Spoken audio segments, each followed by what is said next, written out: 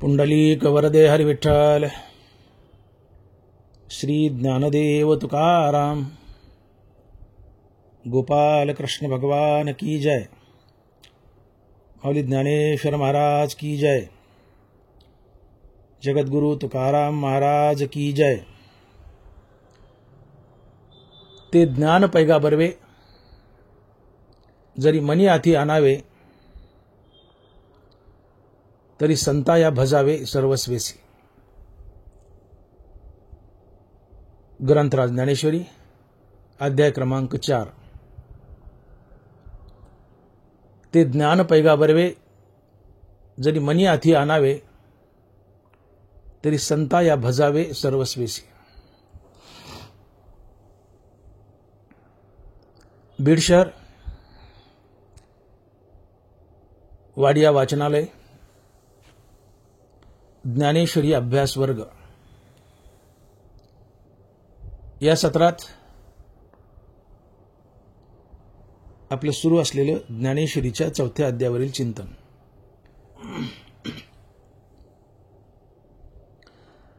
आणि या चिंतनासाठी आज निवडलेल्या ओव्या आहेत.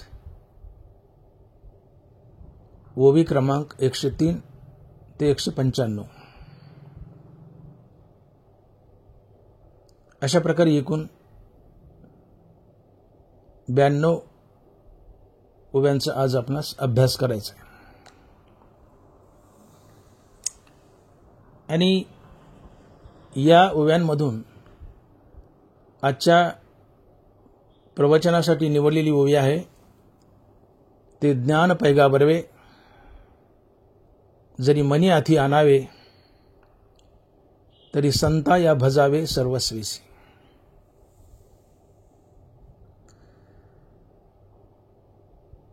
ज्ञानेश्वरीच्या अर्थात गीतेच्या 4थ्या अध्यायाच्या शेवटी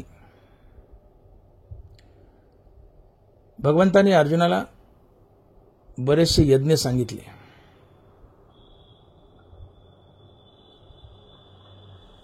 त्यात ज्ञान यज्ञही सांगितला. मग भगवान श्रीकृष्णच अर्जुनास म्हणतायत की हे अर्जुना, मी तुला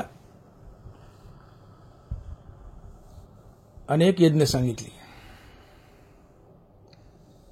परंतु या सर्व यज्ञात महान आणि मोठा यज्ञ जर काय असेल तर तो आहे ज्ञान यज्ञ.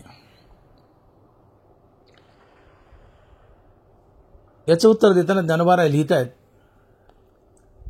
ते द्रव्यादी यागू कीर होती, परी ज्ञान यज्ञाची सरी न पवती. जैसी तारा तेज संपत्ती दिनकरासी.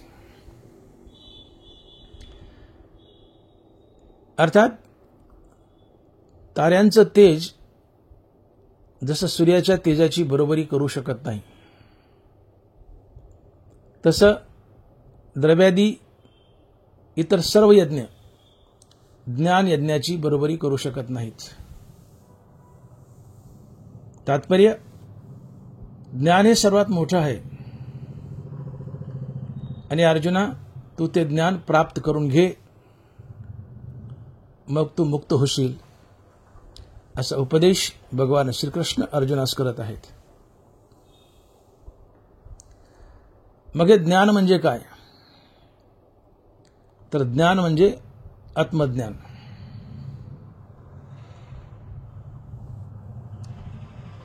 मग आत्मज्ञान म्हणजे काय?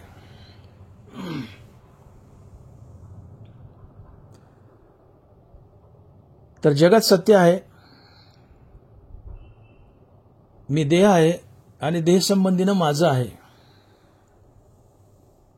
हे अज्ञान आहे, हा अहंकार आहे.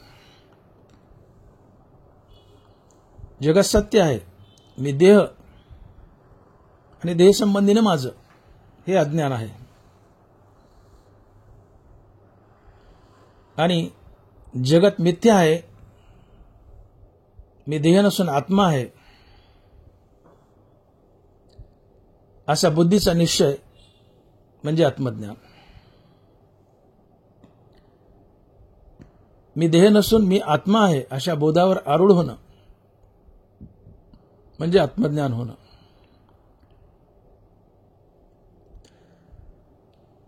मी आत्मा आहे, आत्मा विश्वव्यापी आहे.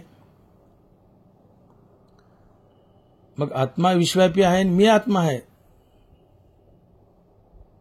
तर आत्म्याच्या रूपानं मीच संपूर्ण विश्व व्यापले, संपूर्ण विश्वात मीच नटलोय अशा बोधावर आरूढ होणं म्हणजे आत्मज्ञान होणं होय. आणि हे आत्मज्ञान अर्जुना तू प्राप्त करून घे, मग तू मुक्त होशील. असा उपदेश भगवान श्रीकृष्ण अर्जुनास करत आहेत.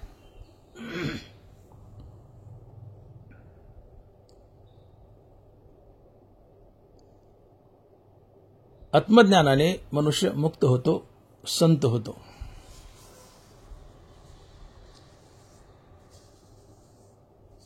मग हे आत्मज्ञान कसं मिळतं? अर्जुन भगवंतास प्रश्न करतो की देवा हे आत्मज्ञान कसं मिळतं? तर भगवंत उत्तर देत आहेत, तरी संताया भजावे सर्वस्वेसी. ज्ञानवारा लिहित आहेत, तरी संताया भजावे सर्वस्वेसी.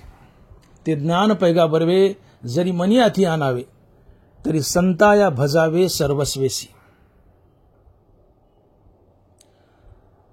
अर्जुना, तू म्हणतोयस ना की आत्मज्ञान कसं मिळवावं? तर तू संतांना शरण जा, संतांची तनुमनु जीवे सर्वस्वानं सेवा कर, मग ते संत तुला आत्मज्ञान देतील. ते ज्ञानाचा कुरुठा, तिथं सेवा हाची दारवंटा, स्वाधीन करी सुभटा ओळगोनी. तरी तनुमनु जीवे चरणाशी लागावे, अगर्वता करावे दास्य सकळ. मग अपेक्षित जे आपले तेही सांगतील कीर पुसले, मग अंतकरण बोधले संकल्पा नये. ज्ञानोबा आहे. अर्जुन देवाला प्रश्न करतो, देवा आत्मज्ञान सर्वात महान आहे. आत्मज्ञान झालं की मनुष्य मुक्त होतो, संत होतो. पण ते आत्मज्ञान मिळवायचं कसं? तर भगवान श्रीकृष्ण अर्जुनाला उत्तर देत आहेत, ज्ञानोबा लिहित आहेत, तरी संताया भजावे सर्वस्वेसी. तरी संताया भजावे सर्वस्वेसी. ते ज्ञान पैगा बरवे जरी मनी हाती आणावे, तरी संताया भजावे सर्वस्वेसी. आजची प्रवचनाची ओवी.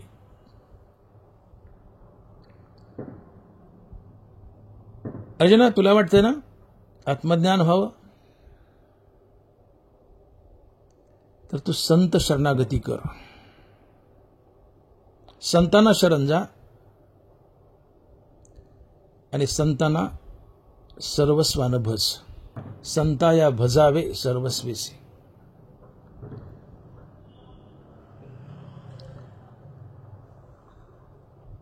संत हे आत्मज्ञानाचा कुरुटा आहेत, साठा आहेत, घर आहेत. आणि मग या आत्मज्ञानाच्या कुरुठ्यात, घरात जर तुला प्रवेश करायचा असेल, तर सेवा हा त्याचा दरवाजा आहे. तिथं सेवा हाची दारवंटा. तुला आत्मज्ञानाच्या घरात प्रवेश करायचा, तर सेवेच्या दरवाज्यातूनच प्रवेश करावा लागेल, तर तुला आत्मज्ञान होईल. अर्थात अर्जुना, तू आत्मज्ञानी संतांची सेवा कर. तरी तनुमनु जीवे चरणाशी लागावे, अगर्वता करावे दास्य सकळ. मग अपेक्षित जे आपले तेही सांगतील कीर पुसले, मग अंतकरण बोधले संकल्पासी नाही. अर्जुना, तू तनानं मनानं धनानं जीवानं संतांची सेवा कर, सर्वस्वानं संतांची सेवा कर. त्यांचं अंगण झाड, पाणी भर, स्वयंपाक कर, सगळी साधन सामुग्री गोळा कर. तनुमनी जीवे चरणाशी लागावे. लाकडान सर्पणान असेल तर घ्या सांग, जे काय उपलब्ध आहे ते.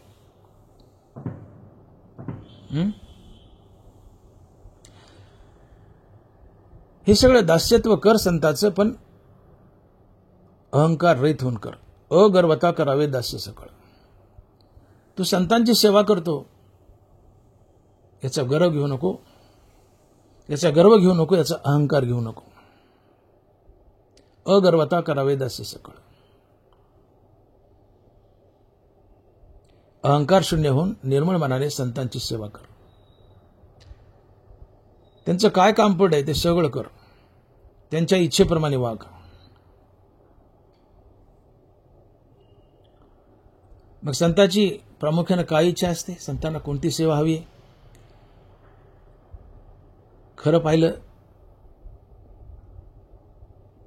तर संतांची सेवा, संतांची इच्छा आणि संतांची सेवा जर काय असेल तर तुम्ही आम्ही ज्ञानेश्वरी आणि गाथेच्या तत्वाप्रमाणे वागणं हीच खरी संत सेवा आहे. तुकोबाराय बोलतायत, येणे बोधे आम्ही असो सर्व काळ, येणे बोधे असो आम्ही सर्व काळ, करू हे निर्मळ हरिकथा. तुकोबाराय बोलतायत, मी जरी वैकुंठाला गेलो तर गाथेच्या रूपाने मी सर्व काळ इथं आहे. आणि त्या गाथेच्या तत्वासारखं वागणं हीच माझी अर्थात संतांची सेवा आहे.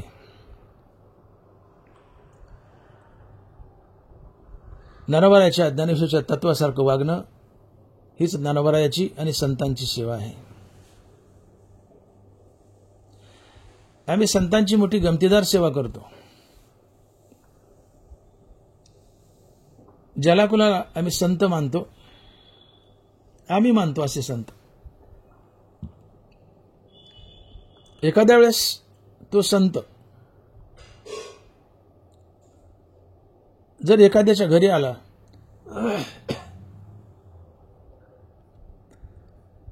तर पटकन व्हॉट्सअपवर मेसेज जातो, पळा पळा पळा पळा, लवकर या लवकर या, आमके आमके संत आले, आमके आमके संत आले. तो संत असो की नसो, पण तुम्ही मानलाय, पळा पळा पळा पळा पळा, आमके आमके संत आलेत, आमके आमके संत आलेत. 400-500 लोकांचा ग्रुप असतो तो. भरा भरा भरा भरा मावळ्याच्या माशासारखे गोळा होतात ते सगळे. आणि बारी बारीने कचा कचा कचा त्या महाराजाचं अंग दाबतात. ते खाली कणतय, कुथतय, ओरडतय, अरे हळू. अच्छा, यांना वाटतं कचा कचा महाराजाचं अंग दाबलं म्हणजे झाली संत सेवा. त्या महाराजाचे दाबू दाबू हाडकं खिळखिळी करतात, हाडकं खिळखिळे करतात. हे अंगावर व्हा, त्या अंगावर व्हा, हे दाब ते दाब, दाबू दाबू त्याचे हाडकं खिळखिळे करतात. ठीक आहे, हे एक सेवेचं छोटं मोठं अंग असेल, पण केवळ हेच म्हणजे सेवा नव्हे. इतकं अंग दाबणं हे थोडी विचित्रच सेवा आहे. हे सेवेचं छोटं मोठं अंग असेल, परंतु खरी संत सेवा काय असेल तर संत जो मंत्र देतील तो सातत्यानं उच्चारत राहणं. संत तुम्हाला कोणता मंत्र देतात? मंत्र दिला रामकृष्ण हरी, मंत्र दिला रामकृष्ण हरी. संत तुम्हाला रामकृष्ण हरी नावाचा मंत्र देतात, जो बाबाजी सद्गुरूंनी श्री संत तुकाराम महाराजाला दिला होता. मंत्र दिला रामकृष्ण हरी. संत तुम्हाला रामकृष्ण हरी नामाचा मंत्र देतात, तो तुम्ही सातत्यानं घोकायचा आहे. रिकामा अर्धघडी राहू नको, तुम्ही घोकायचा आहे. संतांनी दिलेला रामकृष्ण हरी नामाचा मंत्र, ही संतांची प्रामुख्यानं सेवा असते. शिवाय त्यांनी गाथाने ज्ञानेश्वरी जी तत्व घालून दिले त्या तत्वासारखं वागायचंय, ही खरी संत सेवा असते.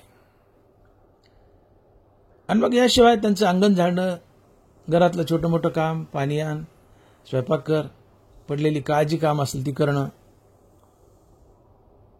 शारीरिक दृष्ट्या ही सेवेचं अंग आहे, पण हे छोटं मोठं आहे. पण संतांची खरी सेवा आहे त्यांनी दिलेला रामकृष्ण हरी नावाचा मंत्र सातत्यानं आम्ही घोकायचं आणि ज्ञानेश्वरी आणि गाथेच्या तत्वासारखं वागायचं, निरअहंकार होऊन वागायचं, निरअहंकार होऊन करायचं. ही खरी संत सेवा आहे. हे तनानं, मनानं, धनानं, जीवानं करायचं, सर्वस्वानं करायचं. आणि मग या सेवेने संत प्रसन्न होतात. आणि मग तुम्हाला जे अपेक्षित आहे ते विचारा त्यांना, ते सांगतील प्रसन्न होऊन आणि तुम्हाला मुक्तही करतील. आणि म्हणून भगवान श्रीकृष्ण अर्जुनाला म्हणतायत की अर्जुना, तू संत शरणागती कर आणि संतांची तनुमनी जीवे सर्वस्वानं सेवा कर, ते तुला आत्मज्ञान देतील.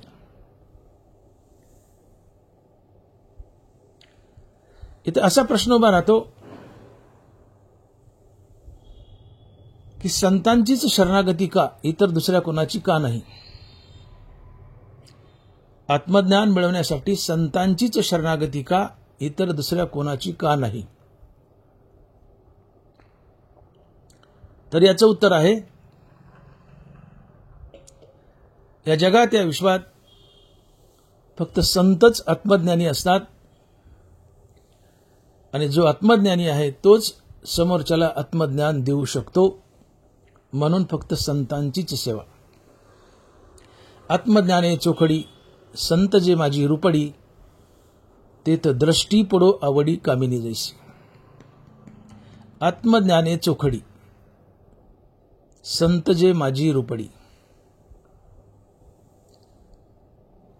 आत्मज्ञानानं चोख असलेले संत भगवंताचं प्रतिरूप असतात.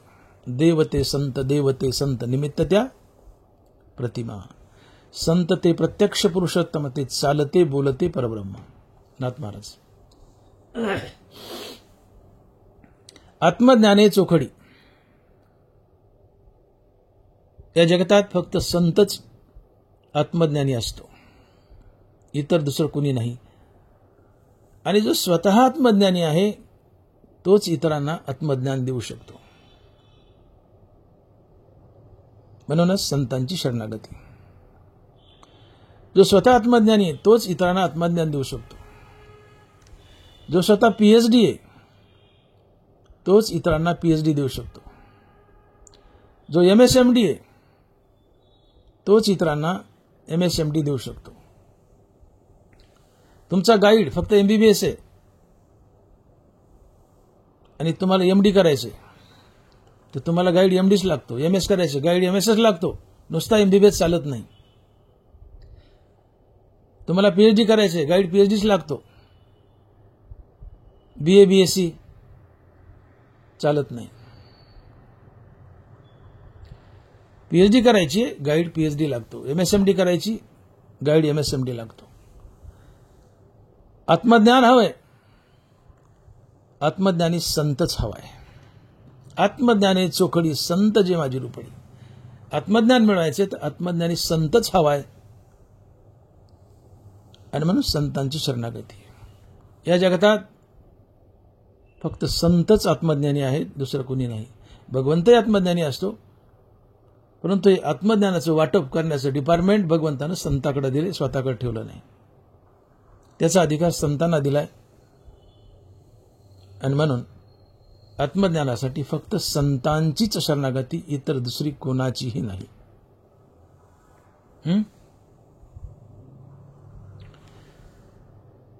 नाथ महाराज लिहित आहेत, पृथ्वी निधाने भरली आहे, परी पायाळाविन प्राप्ती नव्हे. आत्मा स्वतः सिद्ध आहे, परी गुरुकृपाला आहे तरीच प्राप्ती.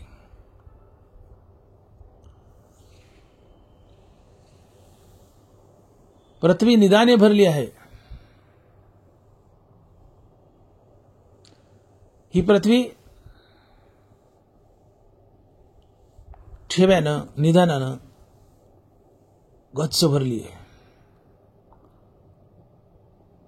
पण या पृथ्वीतला ठेवा दाखवण्यासाठी पायाळ लागतो. तसं आत्मा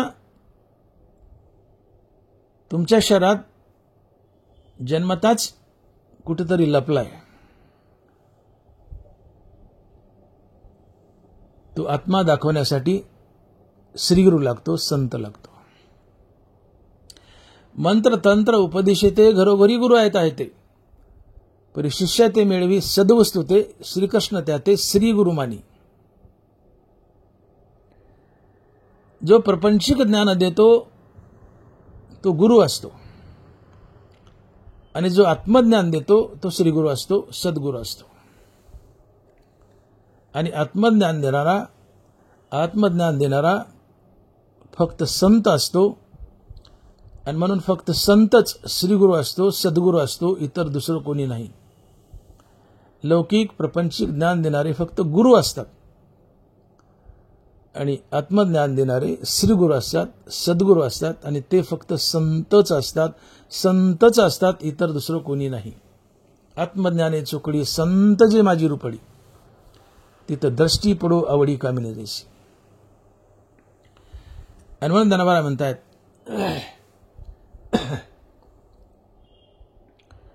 की आत्मज्ञानाने चोख असलेले संत त्यांची शरणागती करा आणि त्यांच्यावर प्रेमळ नजर टाका. कशी? ते तर दृष्टी पडो आवडी कामिनी जैसी. कामिनी म्हणजे सुंदर देखणी तरुण मुलगी. तिचा प्रियकर जसा तिला प्रेमाने अपाद मस्तक निहाळतो, तसं संतांना प्रेमाने अपाद मस्तक निहाळा. ते तर दृष्टी पडो आवडी कामिनी जैसी. अर्थात अतिश्रद्धेने संतांना शरण जा आणि तनानं मनानं धनानं जीवानं त्यांची सेवा करा.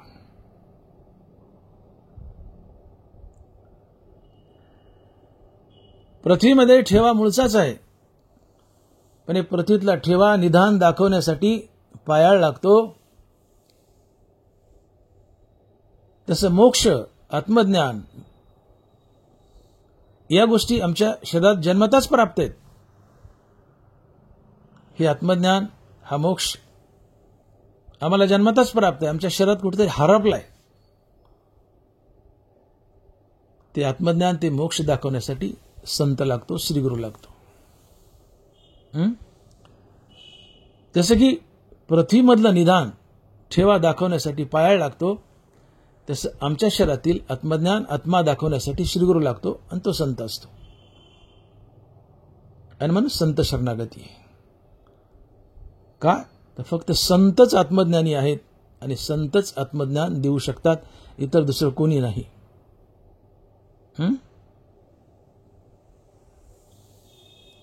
मोक्षाची सोडी बांधी करी की जळाचे परी तळोटू घे. संत मोक्षाचं गठुडं बांधतो आणि सोडतो. या जगतात तुम्हाला मोक्ष फक्त संतच देऊ शकतो, दुसरं कोणी नाही. मोक्षाची सोडी बांधी करी की जळाचे परी तळोटू घे. आणि म्हणून आमचं आत्मस्वरूप आमच्या शरीरात हरपलंय, याची जाणीव आम्हाला नाहीये किंवा आम्हाला ते सापडत नाही. तर संत नावाचा श्रीगुरु आम्हाला ते आत्मस्वरूप दाखवून देतो आणि मुक्त करतो. म्हणून संत शरणागती. एकदा एका बाईची नथ हरपली.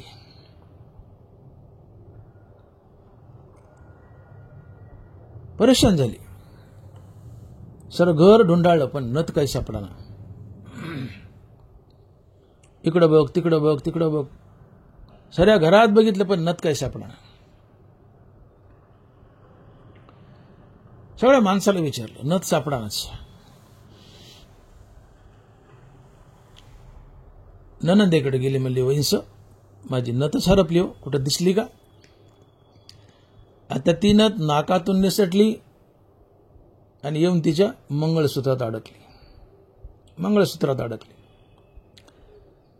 ती ननंद हसली, म्हणली वहिनी इकडे. हाताला धरलं, नेलं आणि कपाटाच्या आरशापुढे उभा केलं आणि म्हणली वहिनी कुठे दिसली का हो नथ?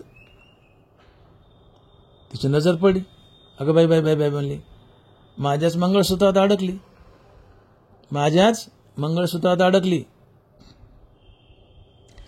ननंदेनं काय केलंय? भाऊजाईची हरपलेली मंगळसूत्रात अडकलेली नथ दाखवून दिली, शोधून दिली. तसं आमच्या शरीरात कुठंतरी आत्मस्वरूप हरपलंय. ते आत्मस्वरूप संत शोधून देतो, दाखवून देतो आणि आम्हाला मुक्त करतो. हनुमंतानं लिहित आहेत की हरपले आपण पे पावे, ते संता ते पाहता गिवंसावे, म्हणून वानावे ऐकावे तेची सदा. वानावे ऐकावे तेची सदा. संत आमच्या शरीरात आमचाच हरपलेला मोक्ष, आमचंच आत्मज्ञान, आमचंच आत्मस्वरूप आम्हाला शोधून देतो. आणि म्हणून वानावे ऐकावे तेची सदा.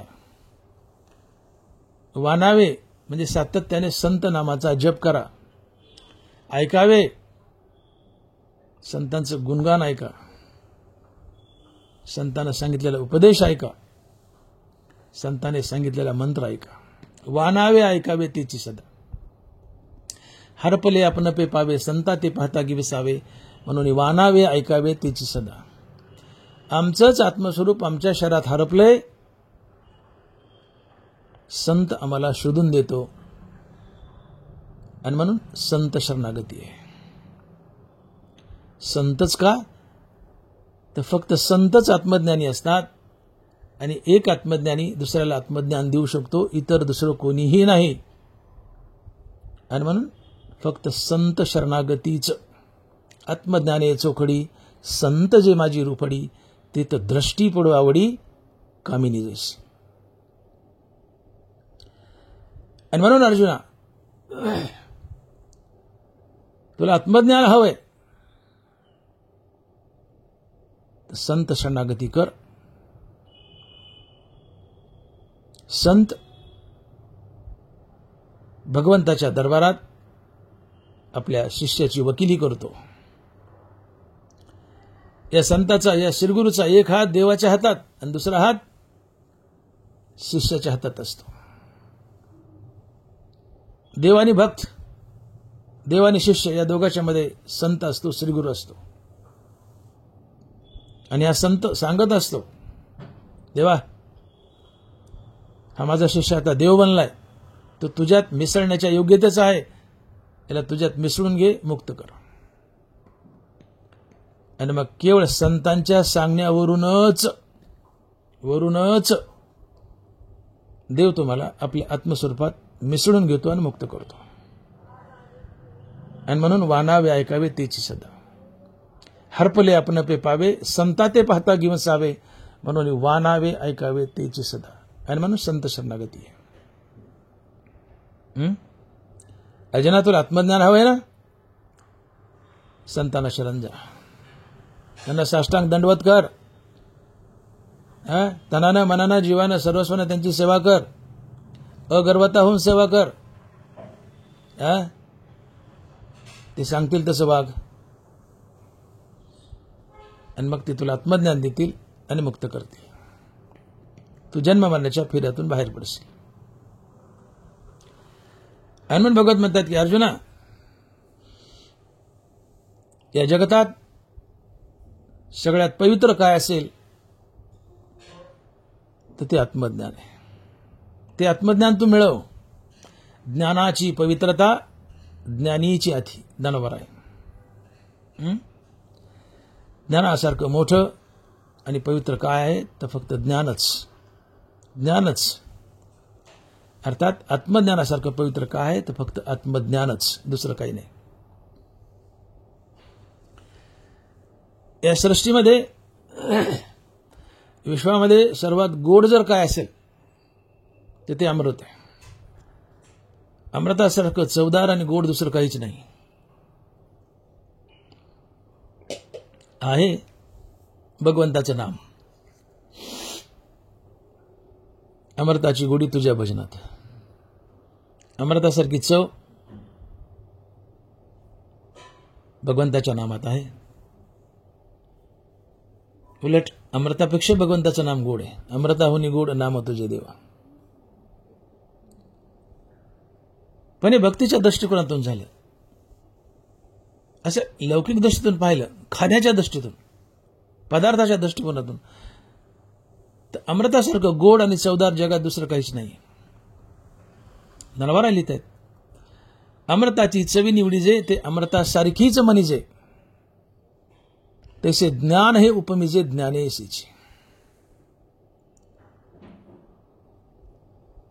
या जगात अमृतासारखं चवदार काय, तर अमृतच. अमृतच, दुसरं काही नाही. अमृतासारखं चवदार काय, तर अमृतच. तसं ज्ञानासारखं पवित्र काय, तर ज्ञानच, फक्त ज्ञानच, दुसरं काही नाही. अमृताची चवी निवडीजे ते अमृतासारखीच म्हणीजे, तसे ज्ञान हे उपमिजे ज्ञानेशीचे. अमृतासारखं चवदार काय, तर अमृतच. ज्ञानासारखं मोठं आणि पवित्र काय, तर ज्ञानच. आणि म्हणून ज्ञानाला उपमा द्यायची असेल तर ती ज्ञानाचीच द्यावी लागते, दुसरी कशाची नाही. ज्ञान हे उपमिजे ज्ञानेशीचे. हनुमंतान लिहित आहेत की ना तरी पृथ्वीचे नि पाडे, कांटाळे जरी जोडे, तरीच ज्ञानी उपमा घडे पंडुकुमारा. ज्ञानाला उपमा द्यायची ती ज्ञानाचीच द्यावी लागते, इतर दुसरी कशाचीही नाही. का तर ज्ञाना इतकं पवित्र आणि मोठं जगात दुसरं नाहीच आहे, काहीच नाही. ज्ञानासारखं पवित्र आणि मोठं ज्ञानच. ज्ञानच म्हणून ज्ञान हे उपमिजे ज्ञानेशीचे. नरवारा म्हणतात की या पृथ्वीवर पृथ्वीच्याच वजनाची जर दुसरी गोष्ट सापडली तरच ज्ञानाला उपमा देता येईल. आता पृथ्वीवर पृथ्वीच्याच वजनाची दुसरी गोष्ट कशी सापडेल?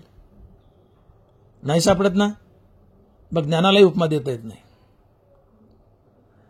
पृथ्वीवर पृथ्वीच्याच वजनाची वस्तू सापडली तरच ज्ञानाला उपमा देता येईल. मग पृथ्वीवर पृथ्वीच्या वजनाची वस्तू सापडत नाही तर ज्ञानालाही उपमा देता येत नाही.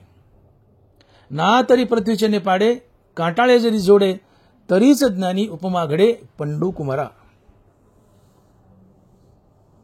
तात्पर्य ज्ञानाला कशाचीच उपमा देता येत नाही, आणि द्यायची झाली तर ज्ञानाचीच द्यावी लागते. ज्ञानाची पवित्रता ज्ञानच याथी. आणि म्हणून प्रत्येकानं ज्ञानाच्या पाठीमागे लागावं, आत्मज्ञान मिळवावं आणि मुक्त व्हावं. तुका म्हणे जन्म आल्याची सार्थक, विठ्ठलची एक देखील या. हा विठ्ठल पाहिजे आहे ना, आत्मज्ञान मिळवावं लागतं. आत्मज्ञान मिळवा, विठ्ठल भेटेल, जीवनाचं सार्थक होईल. नाहीतर ज्ञानोबा लिहितात, वाया एरझार हरिविना. चक्कर झाली, व्यर्थ आले.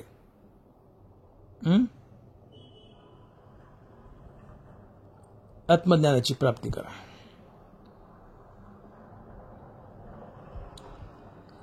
ज्या माणसाला आत्मज्ञानाची गोडी नाहीये, जे माणसं आत्मज्ञानाकडे पाठ फिरवतात, ज्ञानोबा त्याला चालतं बोलतं मढ म्हणतात. ते जिवंत मढ आहे. ज्याला आत्मज्ञानाची गोडी नाहीये, ज्ञानोबा त्याला जिवंत मढ म्हणतात. ज्या प्राण्यांच्या ठाई या ज्ञानाची आवडी नाही, तयाचे जियाले म्हणू काही, वरी मरण चांग. वरी मरण चांग. ज्याला आत्मज्ञान व्हावं असं वाटत नाही, ज्याला आत्मज्ञानाची गोडी नाहीये, तो मेलेला बरा म्हणले. मेलेला बरा. तो चालतं बोलतं मढ आहे. आज जिवंत मढ आहे, जेव्हा मरेल तेव्हा मेलेलं मढ आहे, पण मढच आहे. स्मशानात एका जिवंत मढ्यापुढं मेलेलं मडच जळत असते. जो बघतोय तोही मडच आहे. फरक एवढा आहे, जिवंत मड आहे, जिवंत मड आहे.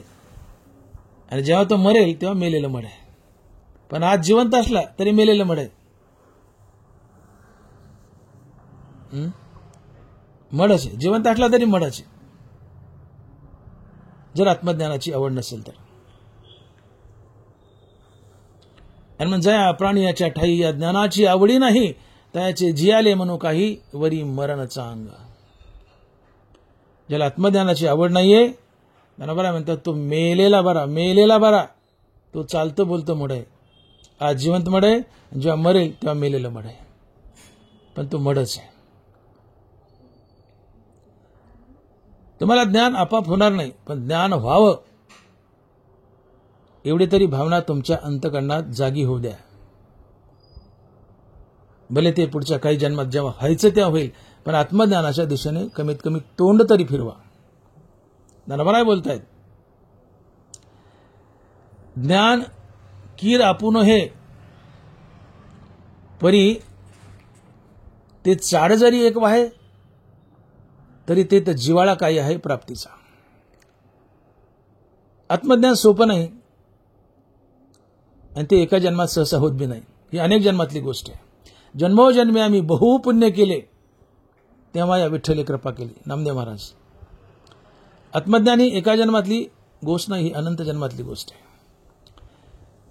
पण मला आत्मज्ञान व्हावं इतकी तरी वासना या जन्मात जागी झाली आणि ज्ञानेश्वरी गाथेकडे तोंड फिरवलं तर हा जन्म सफल झाला. या जन्माचं काम संपलं. पुढे काही दिवसात ते आत्मज्ञान व्हायचं तेव्हा होईल.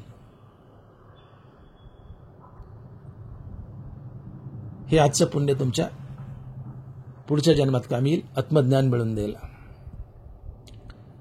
एखादा दगड आहे, तो फोडायचा, त्याच्यावर 9 घाव घातले आणि फुटला नाही, आणि 10व्या घावाला फुटला. याचा अर्थ ते पहिले 9 घाव वाया गेले नाही. ते 9 घाव 10व्या घावाच्या यशाची तयारी ठरले. 10व्या घावाच्या यशाची तयारी ठरले. तसं या जन्मात केलेलं पुण्य पुढच्या जन्मातील मोक्षाच्या यशाची तयारी ठरतात. म्हणून या जन्मात आत्मज्ञानाच्या प्राप्तीच्या दिशेने तोंड फिरवा. या जन्मात नाही झालं आत्मज्ञान, नाही होऊ द्या, पण ही गोष्ट पुढच्या जन्मात आत्मज्ञान मिळवण्याच्या यशाची तयारी ठरेल. हनुमंतान लिहित आहेत की ज्ञान कीर आपुन हे परी ते चाड जरी एक वाहे, तरी ते तर जिवाळा काही आहे प्राप्तीचा पय. अरे बाबानो, ज्ञानोबा म्हणतात, अरे बाबानो, आत्मज्ञान आपाप होणार नाही. या जन्मात नाही झालं चालेल, पण ते व्हावं एवढी जरी वासना जागी केली तरी पुढच्या जन्मात ते कधी ना कधी नक्की होईल. आणि म्हणून आत्मज्ञान होण्याची वासना मनात जागी करा. या जन्माचं तुमचं काम संपलं, हा जन्म तुमचा सफल झाला. आणि म्हणून भगवंत अर्जुनाला उपदेश करतात की अर्जुना, तू आत्मज्ञानी बन. त्यासाठी संतांना शरण जा. संत तुला आत्मज्ञान देतील आणि मुक्त करतील.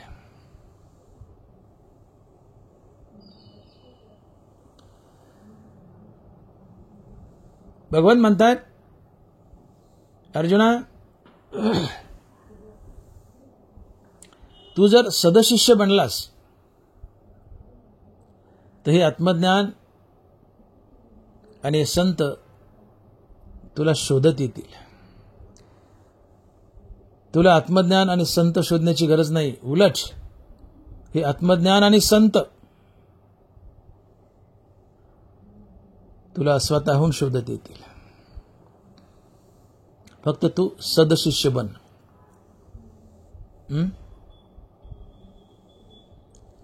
ऐसी कर्म साम्य दशा होय ते विदेशा मग श्रीगुरु अपेसा भेटेची गा. हे वाक्य ऐका. श्रीगुरु अपेसा भेटेची गा. का येऊनी फळाचा घडू पारुशली केळीची वाढू. श्रीगुरु भेटोनी करी पाडू बुभुत्सुगा. श्रीगुरु भेटोनी करी पाडू बुभुत्सु. जैसे श्रीगुरु अर्थात संत तुम्हाला स्वतःहून शोधत येतात.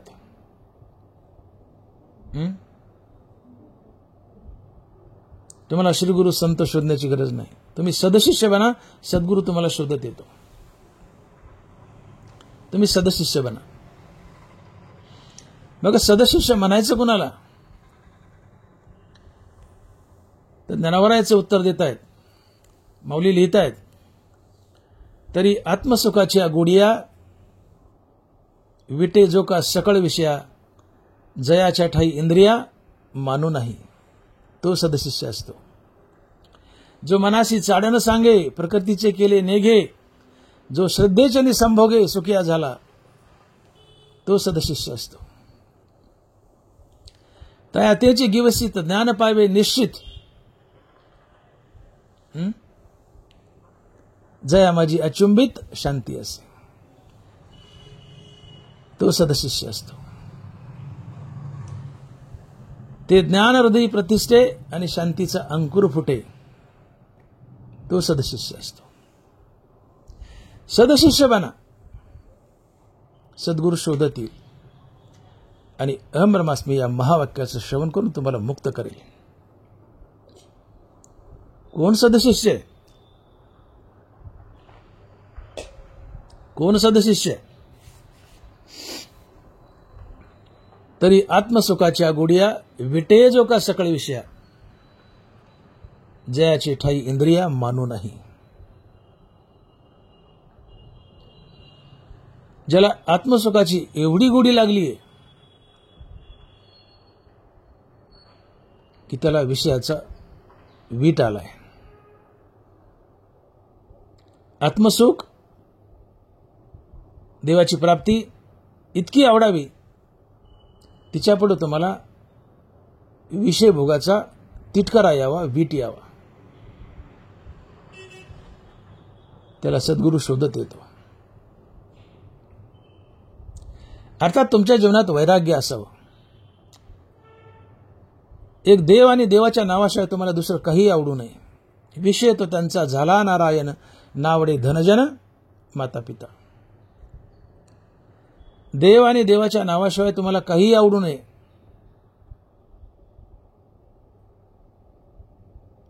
तो सदशिष्य असतो.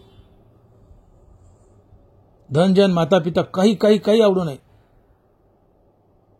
फक्त देव आवडावा, देवाचं नाव आवडावं. ज्याचा विशेष नारायण झालाय, देव आणि देवाच्या नावाशिवाय काहीच आवडत नाही,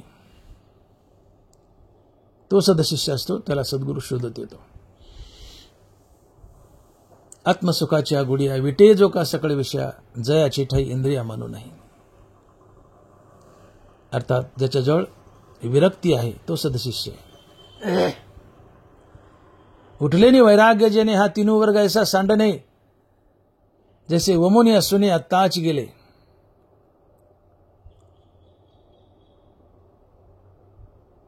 या त्रैलोक्यातली संपत्ती तुमच्या पायाला नोतली तरी ती कुत्र्याच्या उलटीसारखी तुच्छ वाटावी, ही वैराग्य असतं. सोन्याचे निखळ आणि मातीयेचे डिखळ सरिसेची मानी. 1 किलो सोन्याचा गोळा 1 किलो मातीच्या ढेकळाच्या नजरेने पाहतो. सोन्याचे निखळ आणि मातीयेचे डिखळ सरिसेची मानी.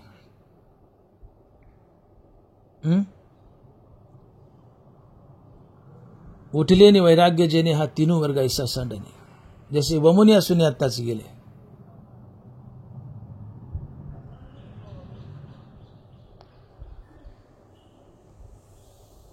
त्रैलोक्यातील संपत्ती कुत्र्याच्या उलटीसारखी तुच्छ वाटावी आणि तुम्हाला एक देव आणि देवाचं नावच आवडावं. ऐहिक पारितीचे भोग पायिक झाले या इच्छेचे परी ती भोगावे असे न रुचे मना माझी. सगळे त्रैलोक्यातील भोग प्राप्त आहेत, विश्वातील सगळे भोग प्राप्त आहेत, परंतु ते प्राप्त असूनही भोगण्याची इच्छा न होणे आणि एक देवच आवडणे याला वैराग्य म्हणतात. आत्मसुखाच्या गुडिया विटे जो का सकळ विषया, जयाच्या ठाई इंद्रिया मानू नाही. आत्मसुख म्हणजे भगवंताची प्राप्ती. तुम्हाला इतकी आत्मसुखाची गोडी व्हावी, त्याच्यापुढं विषयाचा वीट यावा, तिटकारा यावा. अर्थात तुमचं जीवन विरक्त असावं. सद्गुरू तुम्हाला शोधत येतो. जो मनाशी चाड्यानं सांगे प्रकृतीचे केले नेगे, जो श्रद्धेचे संभोगे सुखिया झाला. चाड म्हणजे इच्छा, ज्याच्या मनाला कशाचीच इच्छा नाही, एकच इच्छा, देव आणि देवाचं नाव, त्याला सद्गुरू शोधत येतो. अर्थात तुम्हाला आत्मसुखाची गोडी असावी, तुमच्या जीवनात रखरखीत वैराग्य असावं, तुम्ही निरीच्छा असावं, तुमचं मी आणि माझं गेलेलं असावं, तुम्ही अहंकार शून्य असावं. असा मनुष्य सदशिष्य असतो आणि त्याला सद्गुरू स्वतःहून शोधत येतो आणि मुक्ती देतो. तया तेची गिमसित ज्ञान पावे निश्चित, जया माझी अचुंबित शांती असे. ज्ञान पावे निश्चित, तया तेची गिमसित. आत्मज्ञान आणि सद्गुरू शोधत येतात. सदशिष्य बना. जनावरा इथे एक शब्द घालतायत की प्रकृतीचे केले नेगे, जो श्रद्धेचेनी संभोगे सुखिया झाला. ओही थोडी बारकाईने आहे का. जो मनाशी चाडनं सांगे प्रकृतीचे केले नेगे, जो श्रद्धेचेनी संभोगे सुखिया झाला. जो श्रद्धेचेनी संभोगे सुखिया झाला. काय शब्दप्रयोग आहे? संभोग. संभोग कशाला म्हणतात? पती पत्नीच्या मिलनाला संभोग म्हणतात. तुम्ही गुलाबजामुन खातायत, एकच भोग आहे, एका भोगानं एकाच माणसाला आनंद, तो भोग.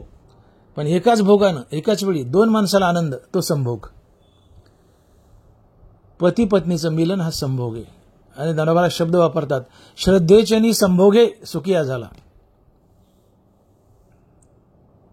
तो सदशिष्य असतो.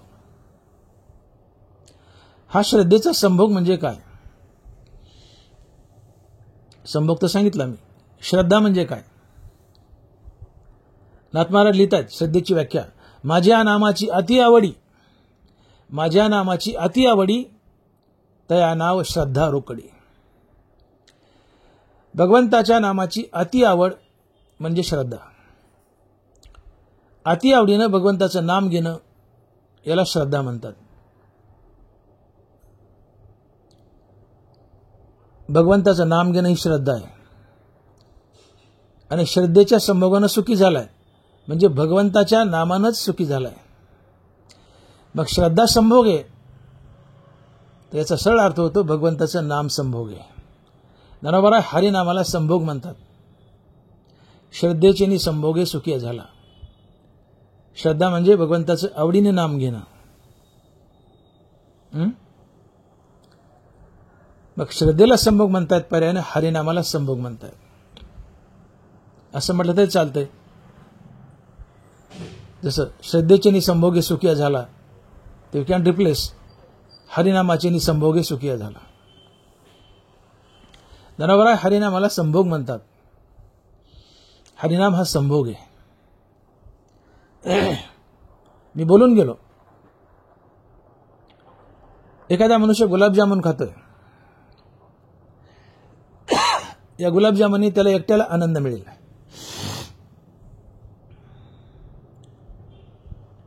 गुलाबजामुन हा एक भोग आहे. एका भोगाने एका वेळेस एकाच माणसाला आनंद होतो, तो भोग असतो. परंतु एकाच भोगाने एकाच वेळेस दोन माणसाला सारखाच आनंद होतो, तो संभोग असतो. जसं की पती पत्नीचं मिलन हा एकच भोग आहे, पण या एकाच भोगाने पती पत्नीला दोघांना सारखाच आनंद मिळतो, म्हणून तो संभोग आहे. तसं एकच हरिनाम आणि एकाच हरिनामाने एकाच हरिनामरूपी भोगाने एकाच वेळी भक्त आणि देव दोघांना सारखाच आनंद होतो, म्हणून हरिनाम संभोग आहे. श्रद्धेचे संभोगी सुखिया झाला. ज्यावेळेस भक्त हरिनाम घेतो आणि त्या हरिनामाने भक्ताला जेवढा आनंद होतो, त्यावेळेस तितकाच आनंद देवालाही होतो. तितकाच आनंद देवालाही होतो. आणि म्हणून हरिनाम हा एक भोग आहे. हरिनाम रूपी एका भोगानं एकाच वेळी भक्त आणि देव दोघे सारखेच आनंदी होतात. आणि म्हणून ज्ञानेश्वर महाराज हरिनामाला श्रद्धेला संभोग म्हणतात. जो मनासी चाडण सांगे प्रकृतीचे केले नेघे, जो श्रद्धेचे संभोगे सुखिया झाला. तो सदशिष्य असतो. जो स्वतः तर देवाचं नाव घेऊन आनंदी होतोच, पण देवाच्या नावाने देवाला तितकंच आनंदी करतो, तो सदशिष्य असतो. आणि अशा सदशिष्याला श्रीगुरु आपाप शोधत येतो. तुम्हाला आत्मसुखाची गोडी असावी, देवाच्या प्राप्तीची ओढ असावी, तुमच्या जीवनात वैराग्य असावं, तुमचं मी आणि माझं अर्थात अहंकार गेलेला असावा. तुम्ही सदशिष्य बनलात आणि सदशिष्य बनलात की सद्गुरू आणि आत्मज्ञान तुम्हाला दोघंही शोधत येतात. सद्गुरू तुम्हाला आत्मज्ञान देतो, मुक्त करतो, आणि मग तुमच्या जीवनात शांतीचा अंकुर फुटतो. ते ज्ञान हृदय प्रतिष्ठे, ते ज्ञान हृदय प्रतिष्ठे आणि शांतीचा अंकुर फुटे. तुम्ही मुक्त झाले, तुम्ही संत झाले, तुमचं जीवन सफल झालं. आणि म्हणून ज्ञानाची पवित्रता, ज्ञानीची अति. ज्ञानासारखं महान आणि पवित्र ज्ञानच. अर्जुना, तू ते ज्ञान मिळव, तो मुक्त होशील, संत होशील. त्यासाठी संत शरणागती कर. हनुमान दानबारा लिहित आहेत की ते ज्ञान पैगा भरवे, जरी मनी अथी आणावे, तरी संताया भजावे सर्वस्वीसी. संताया भजावे सर्वस्वीसी. एकदा का अर्जुना तुला आत्मज्ञान झालं की आत्मज्ञान ही एक अग्नी आहे, जिला ज्ञानाग्नी म्हणतात.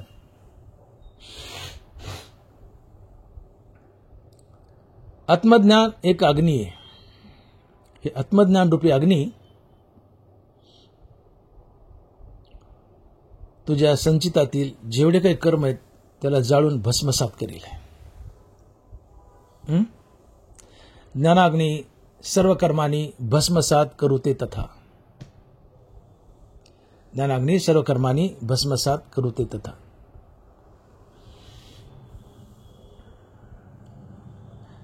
ज्ञानाग्नीचे निमुखे जेने जाळीली कर्मे अशेखे, तो ब्रह्मची मनुष्यवेखी ओळखतो. ज्ञानाग्नी झाली, ज्ञानाग्नी झाली म्हणजे आत्मज्ञान प्राप्त झालं. ज्ञानाग्नी प्राप्त झाली की ज्ञानाची अग्नी तुमचे अनंत जन्मातील कर्म जाळून टाकते.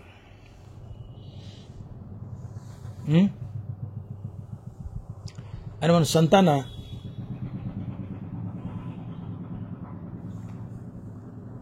क्रियमान, संचित आणि प्रारब्ध काहीच उरत नाही, हे सगळं जळून जातं.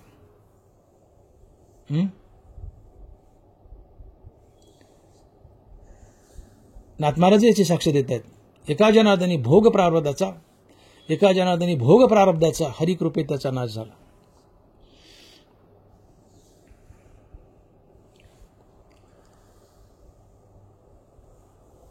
आत्मज्ञानी संताचं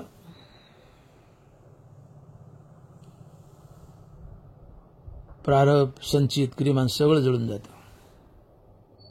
एका जनार्दनी भोग प्रारब्धाचा, एका जनार्दनी भोग प्रारब्धाचा हरिकृपे त्याचा नाश झाला.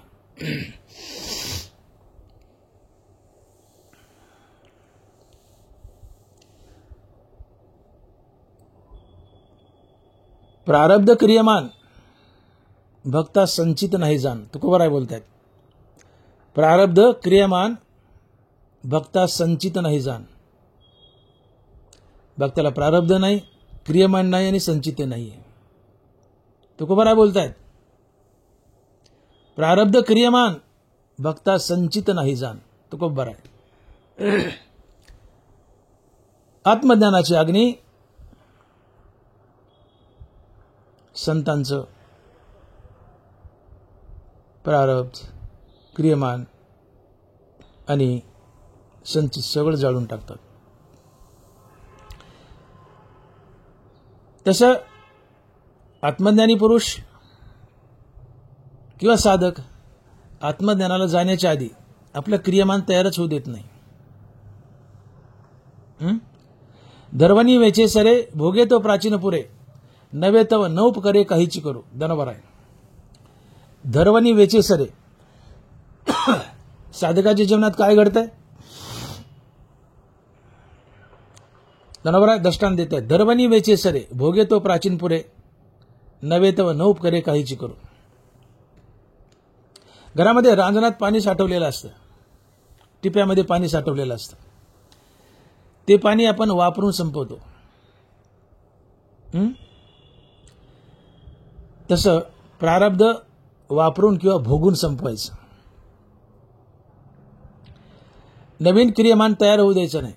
अर्थात आपण केलेलं प्रत्येक कर्म ईश्वरार्पण बुद्धीने करायचं, फलत्यागयुक्त करायचं. त्या कर्माचं पुण्य भगवंताला जातं, ते पुण्य जळून जातं. प्रारब्ध भोगून संपवलं, साधकाचं बोलतं. प्रारब्ध भोगून संपवलं, क्रियमान तयार होऊ दिलं नाही आणि तुम्हाला जर मुक्ती लाभली तर आता उरलं मागच्या अनेक जन्मातलं संचित जे काय असेल ते संचित ज्ञानाची अग्नी अर्थात आत्मज्ञान जाळून टाकतो. ज्ञानाग्नी सर्व कर्मांनी भस्मसात करू ते तथा. म्हणून प्रारब्ध संपलं, संतांच्या जीवनात प्रारब्ध संपलं, क्रियमान संपलं आणि संचित संपलं. आणि म्हणून प्रारब्ध क्रियमान भक्ता संचित नाही जाण. तो खूप बरं आहे. प्रारब्ध क्रियमान भक्ता संचित नाही जाण. या सगळ्यातून संत सुटतात. आणि म्हणून आत्माराज बोलतात की एका जनार्दनी भोग प्रारब्धाचा हरिकृपे त्याचा नाश झाला. आता तुम्ही मुक्त झाल्यावर मागच्या जन्मातलं जे संचित पुढे प्रारब्ध बनणार आहे ते ज्ञानाग्नीने जळून जातं आणि तुमच्या प्रारब्धाचा भोग संपतो. ज्ञानाग्नी सर्व कर्मांनी भस्मसात करू ते तथा. ज्ञानाग्नीचे निमुखे जेने जाळीली कर्मे अशेखे तो ब्रह्मची मनुष्यवेखी ओळखतो. ज्ञानाच्या अग्नीनं तुमची सर्व कर्म जळाली. आता मनुष्य रूपात तुम्ही चालते बोलते परब्रह्म आहात. तुम्ही देवच आहात. तुम्ही साक्षात परब्रह्म आहात. ते चालते ज्ञानाचे बिंब तयाचे अवयव सुखाचे कोंब एर माणूस पण हे भांब लौकिक भागू. तो चालता बोलता पांडुरंग असतो. आत्मज्ञानी संत साक्षात परब्रह्म आहे. चालता बोलता पांडुरंग आहे. तू किता तुलनेशी ब्रह्म तुकाशी आले म्हणून रामेश्वरी चरणी मस्तक ठेविले. म्हणून रामेश्वरी चरणी मस्तक ठेविले. एका पारड्यात परब्रह्म घातलं अर्थात पांडुरंग घातला आणि एका पारड्यात तुकोबाराय घातले. तराजूचा काटा सरळ होता. ब्रह्म तुकाशी आले. तू किता तुलनेशी ब्रह्म तुकाशी आले म्हणून रामेश्वरी चरणी मस्तक ठेवले. एका पारड्यात परब्रह्म अर्थात पांडुरंग आणि दुसऱ्या पारड्यात तुकोबराय. पारड समान, काटा सेंटरला. तुकोबराय परब्रह्माबरोबर तुकल्या गेले. राम परब्रह्म आहे. एका पारड्यात राम आणि दुसऱ्या पारड्यात तुकोबराय. तुकाराम रामाबरोबर तुकल्या गेले आणि म्हणून नाव दिलं तुकाराम. तुकाराम तुकाराम नाम घेता कापेय. तुकाराम नाम काय सांगतं आपल्याला? एका पारड्यात परब्रह्म अर्थात राम आणि दुसऱ्या पारड्यात तुकाराम. हे तुकाराम रामासोबत तुकले म्हणून तुका राम झाला आणि म्हणून तुकाराम. तुकाराम तुकाराम. आणि म्हणून ज्याने ज्ञानाच्या अग्नीनं आपली कर्म जाळली तो मुक्त असतो. तो मनुष्योपात चालतं बोलतं परब्रह्म असतो. चालता बोलता पांडुरंग असतो. ते चालते ज्ञानाचे बिंब, तयाचे अवय सुखाचे कोंब, एर माणूस पण लौकिक भाम. आणि म्हणून भगवंत या ठिकाणी अर्जुनाला उपदेश करतायत की अर्जुना, मी तुला अनेक यज्ञ सांगितले. त्यात ज्ञान हा सुद्धा एक यज्ञ आहे. आणि हा ज्ञान यज्ञ सर्व यज्ञात महान आहे, श्रेष्ठ आहे.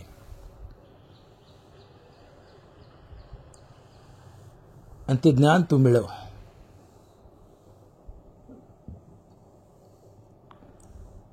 ज्ञानयज्ञ सर्व यज्ञात मोठा आहे हे सांगताना भगवंत अर्थात ज्ञानोबराय एक उदाहरण देत आहेत. माऊली लिहित आहेत, ते द्रव्यादी यागू कीर होती, परी ज्ञान यज्ञाची सरी न पवती, जैसी तारा तेज संपत्ती दिनकरासी. अर्थात ताऱ्यांचं तेज जसं सूर्याच्या तेजाची बरोबरी करू शकत नाही, तसं द्रव्यादी इतर सर्व यज्ञ ज्ञान यज्ञाची बरोबरी करू शकत नाहीत. अर्थात ज्ञान हे सर्वात मोठं आहे. आणि अर्जुना, तू ते ज्ञान प्राप्त करून घे, मग तू मुक्त होशील, संत होशील.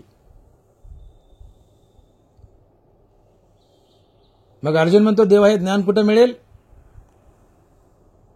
तर ज्ञानोबा सांगतायत, ते ज्ञान पैगा बरवे, जरी मनी हाती आणावे, तरी संता या भजावे सर्वस्वीसी.